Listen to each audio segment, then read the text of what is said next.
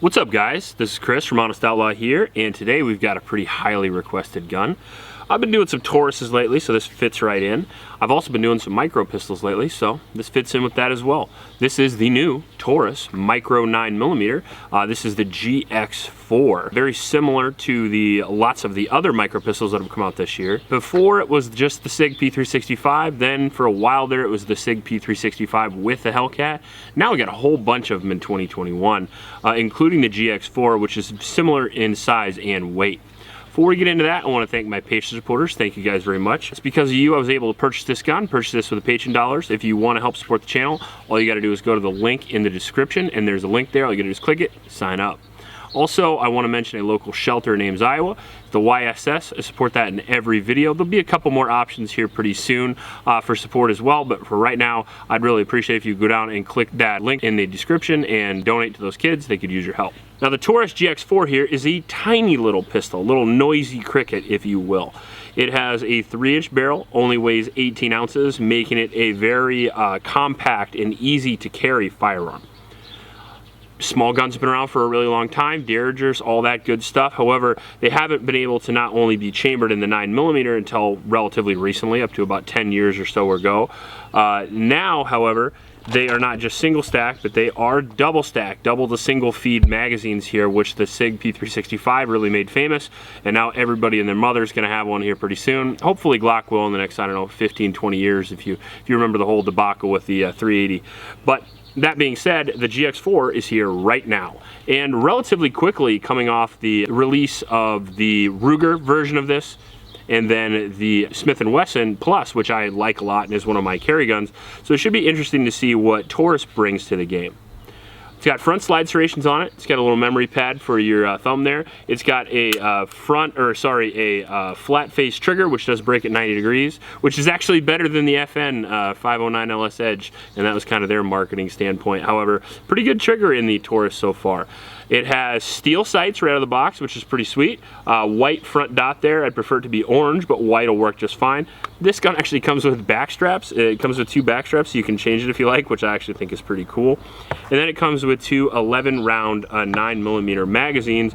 Both of them are flush fit.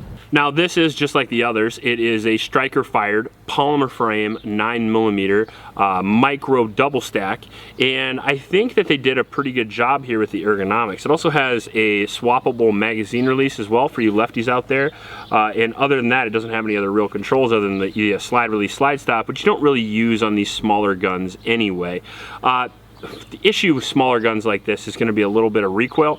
You're going to have a good bit of recoil with a small 9mm. And you're saying, oh, it's just a 9mm, but this, I'm willing to bet you, has more recoil than an average 45 1911. Just simply because if you reduce the slide weight, you reduce the overall weight of the gun, you're going to have more recoil impulse and more muzzle flip, so it's going to be a little bit harder to shoot. Also, it's going to have a little less real estate for you to control that recoil as well, so you're going to get a little bit slower split times regardless of the trigger.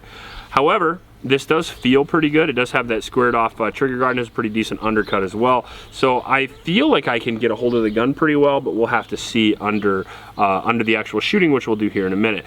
Now I just noticed that it has serrations on the back of the rear sight there as well, and they look a lot like Glock dovetailed sights to me. So maybe the 43 will fit in there. We'll have to find out. I didn't see that on their website. Gun comes in at significantly lower than a lot of the other pistols. I believe it is the lowest priced micro 9mm. I think I got mine for around 380 bucks, I want to say, somewhere in there, and I think the MSRP for somewhere about 350 to 400. You guys are out there in Cali, stuff like that, good luck. These prices don't apply to you. However, if you're out here in a normal state, you can usually get them pretty cheap. I've seen these in almost every gun store that I have seen thus far. So they're pretty popular right out of the gate, and let's take it out there, shoot it, see how it shoots, see how accurate it is. The other issue with these guns generally is that you have a very small sight radius, and if they don't have a red dot mount, which this does not, you're going to have to deal with the something like 4-inch, about 5-inch overall sight radius. So we'll see what we can do. Got a little rainbow action over the range today. Good omen. You're gonna start that little guy off at 75? I don't know, you know, the philosophy of use for micro compacts is obviously like 5 yards, maybe 10 yards and in. And most people start shooting closer and then go further away, but I like to see what I'm at cold, you know. So we'll just try to play around here and just see if we hit it. It's not really a judge of the gun whether you do or not, more of a judge of me.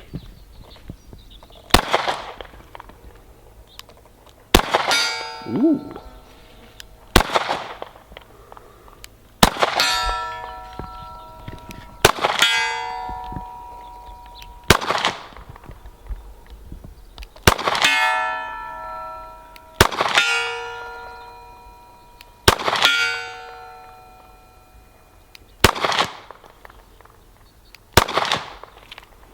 Couple to the left there. It's a very shootable gun. You like this better than the Ruger or the Hellcat, I bet. Pretty decent recoil impulse. It's really hot today too, so I thought it'd be slipping out of my hand, but rock solid. Okay. All right, so now let's move to a more practical distance of about 50 yards. See how we do with the GX4 here.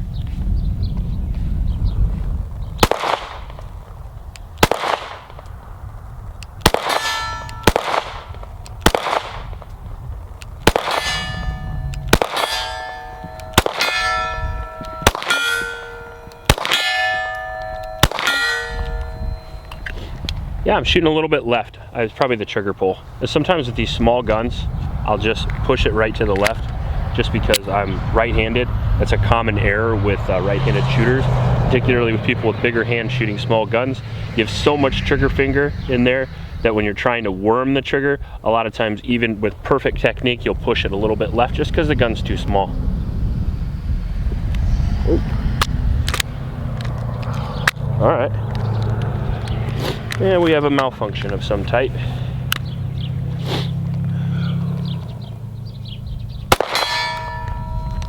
That was weird.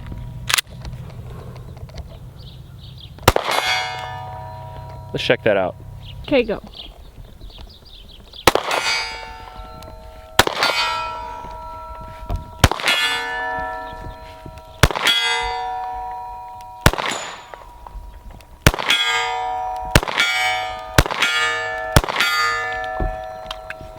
It's accurate. Bothers me a little, we already had one failure though. Okay.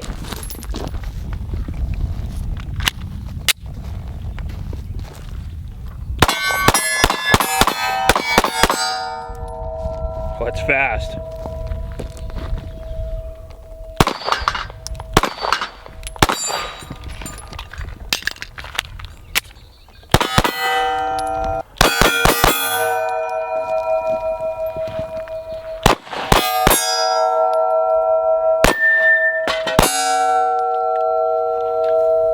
I'm gonna not like it. Okay. Because I hate micro 9s. They're I dumb. know you do. But that's what people carry.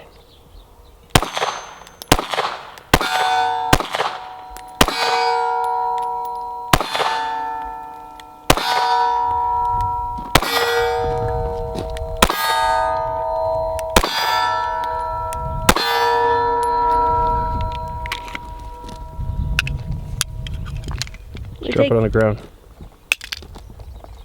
Feels like Taurus glittering. won't kill it. Huh? I said it's a Taurus, it won't kill it.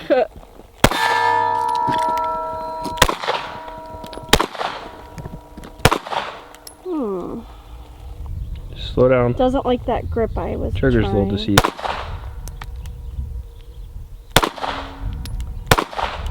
Okay. As soon as I adjusted my grip, I lost my focus.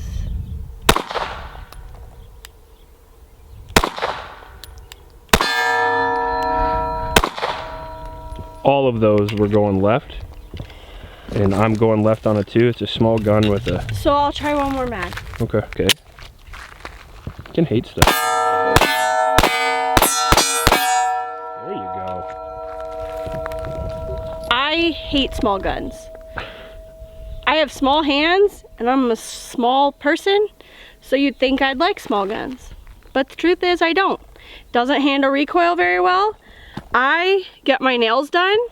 If you think your wife wants to carry this and she has nails on, it's hard to get a good grip on it because your nails are digging into your hand, and it is super awkward on this tiny little thing here, grip. So do I like this gun? No. And that's for you, every gun store fucking expert who tries to give every girl a tiny little girl gun. We want big guns. Alright, so first impressions on the GX4 are mostly positive. I was impressed at how well it shot for the tiny little guide that it is. A recoil and pulse on it wasn't too bad at all. It was relatively quick to shoot. I shot it pretty fast up close. Trigger takes a little getting used to, but they all do on small guns like this.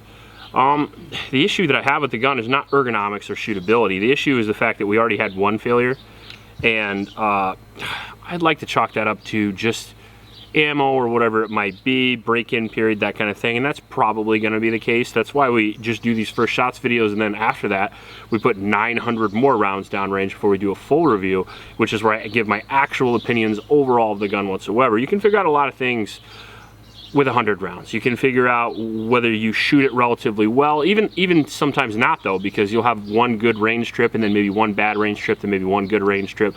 That's why it's good to take a gun out 3 or 4 times while you're doing a gun review, especially if you're going to recommend it or not, right? So it's not perfectly reliable. And I'm worried that it won't be based on the type of failure that we had. However, most likely it's going to be fine. And if it runs the remaining 999 rounds without a failure, I would definitely recommend this gun. I gotta say that Taurus quality control can be spotty.